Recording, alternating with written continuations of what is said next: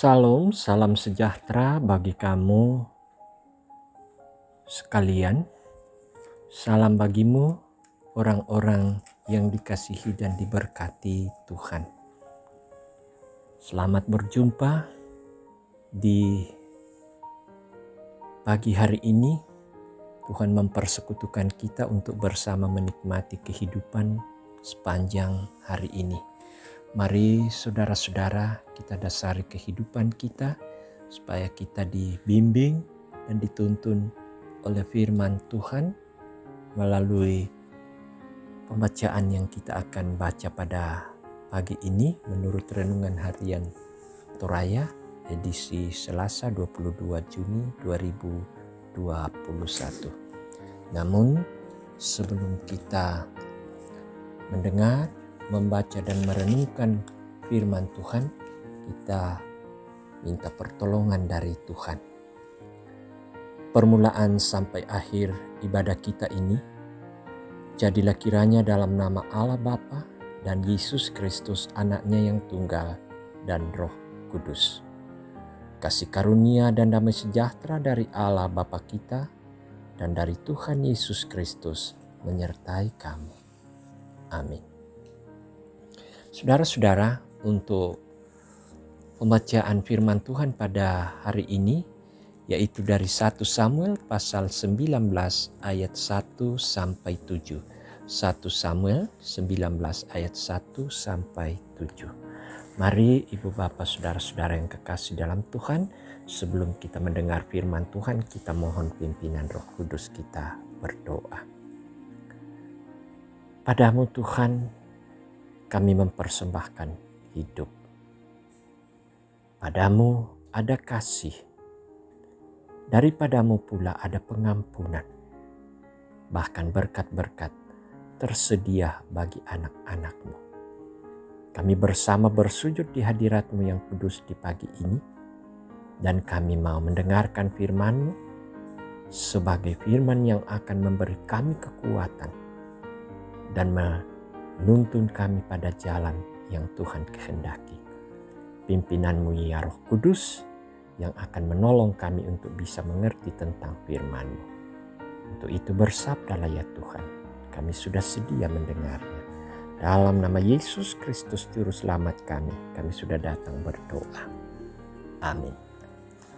1 Samuel pasal 19 ayat 1 sampai 7. Firman Tuhan.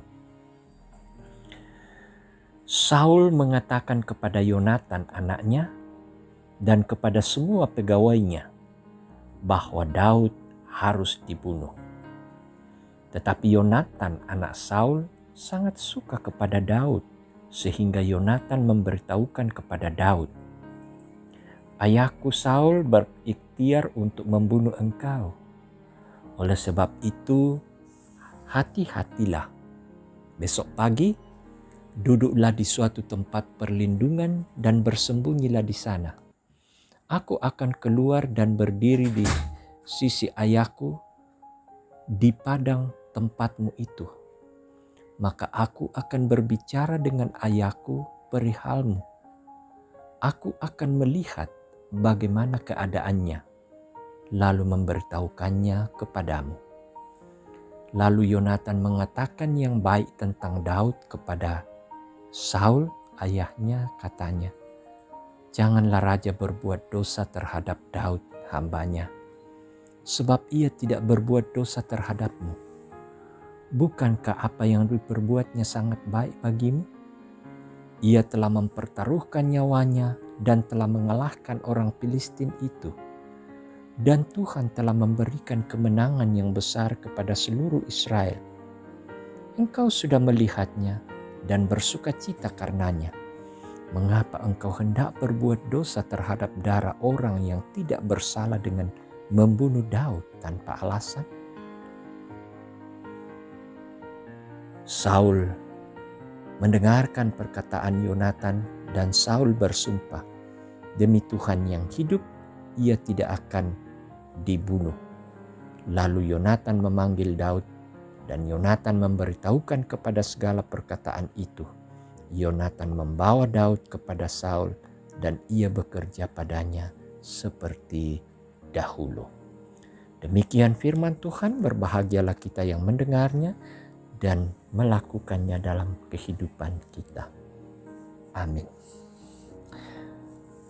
Satu tema yang akan kita renungkan bersama melalui perikop firman Tuhan yang sudah kita baca, yaitu tinggalkan kebencian. Tinggalkan kebencian. Saudara-saudara, ibu bapa yang kekasih dalam Tuhan, menyimpan kebencian seperti memelihara penyakit di dalam tubuh yang bisa kambuh sewaktu-waktu jika tidak diobati secara serius hingga tuntas. Kebencian Saul kepada Daud terus muncul. Dalam pasal 19 secara terbuka, Saul mengumumkan untuk membunuh Daud menantunya. Kebencian tersebut oleh karena Saul tahu bahwa akan ada yang menggantikan dia sebagai raja. Penyakit iri Saul dimulai karena ia tidak siap menerima dirinya sendiri. Anak-anaknya tahu persis siapa Daud, sehingga selalu mendukung Daud. Mereka membujuk supaya Saul menerima Daud. Dengan terpaksa, Saul bersumpah demi nama Allah untuk tidak membunuh Daud.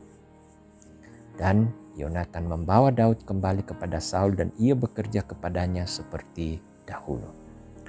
Nah, saudara-saudara, kisah ini memperlihatkan bagaimana kebencian yang tidak pernah dibereskan akan terus mengendap dan berakar dalam hati seseorang. Kebencian akan menenggelamkan semua kebaikan yang pernah ada. Ia akan menggerogoti damai dan sukacita. Ia akan merusak diri sendiri, merusak relasi dengan keluarga, sesama warga gereja, bahkan sesama masyarakat. Mengampuni dan rela menerima adalah obat mujarab untuk mengalahkan penyakit kebencian itu. Nah, saudara-saudara, berdoalah agar kita dimampukan untuk mengampuni. Mintalah kekuatan kasih dari Allah untuk mengampuni. Kasih dari Allah dapat mengalahkan kebencian. Mengampuni bukan kelemahan, melainkan tanda iman yang kokoh dengan meneladani Yesus yang sedikit pun tidak memendam kebencian ketika mengalami penyiksaan sebelum mati di kayu salib. Mengalahkan kebencian dapat ditempuh dengan mengundang Roh Kudus bekerja di dalam diri kita. Amin. Mari saudara-saudara kita berdoa. Kami berdoa Tuhan, kiranya oleh kuasa Roh Kudus kami terus bisa dimampukan untuk bisa menjadi orang-orang yang mengampuni atas kesalahan-kesalahan orang lain terhadap kami.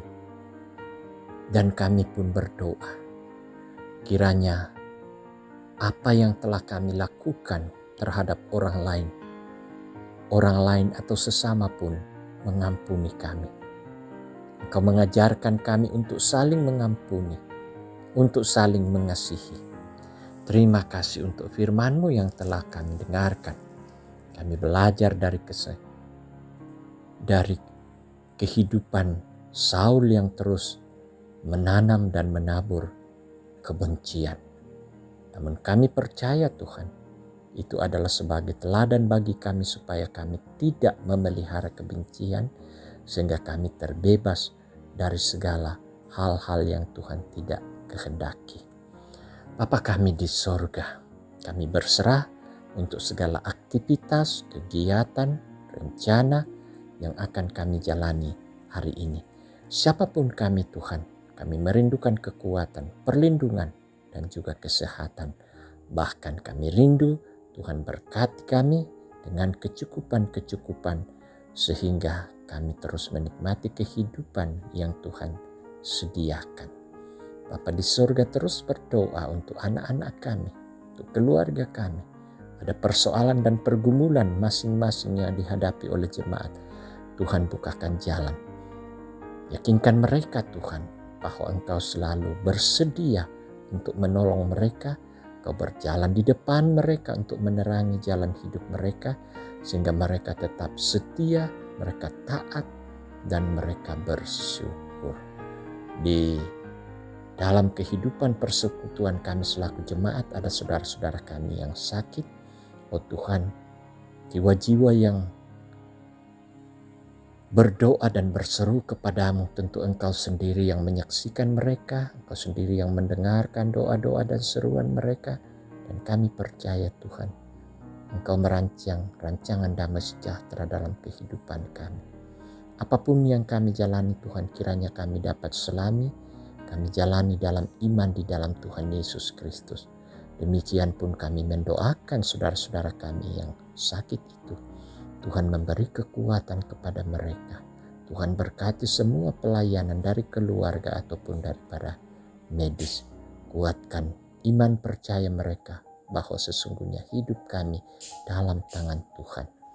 Bapa kami di sorga, kami terus berdoa untuk kehidupan dan pelayanan yang akan kami angkat hari ini. Kiranya semua itu kami jalani, kami lakukan semata-mata karena panggilan dan tugas kami untuk selalu menyatakan damai sejahtera bagi sekitar kami. Terima kasih Tuhan untuk hari ini. Kami berdoa dan berserah kepadamu dalam nama Tuhan kami Yesus Kristus. Itulah Tuhan dan Juru Selamat kami. Amin. Saudara-saudara yang kekasih dalam Tuhan, marilah bersama jalani hidup sepanjang hari ini dengan penuh penyerahan diri, dengan penuh percaya bahwa Tuhan akan mendampingi saudara, memberkati saudara, dan memperlengkapi segala keterbatasan. Dialah sumber kehidupan kita. Untuk itu, mari berserah dan terimalah berkat-Nya. Tuhan memberkati engkau dan melindungi engkau. Tuhan menyinari engkau dengan wajah-Nya dan memberi engkau kasih karunia.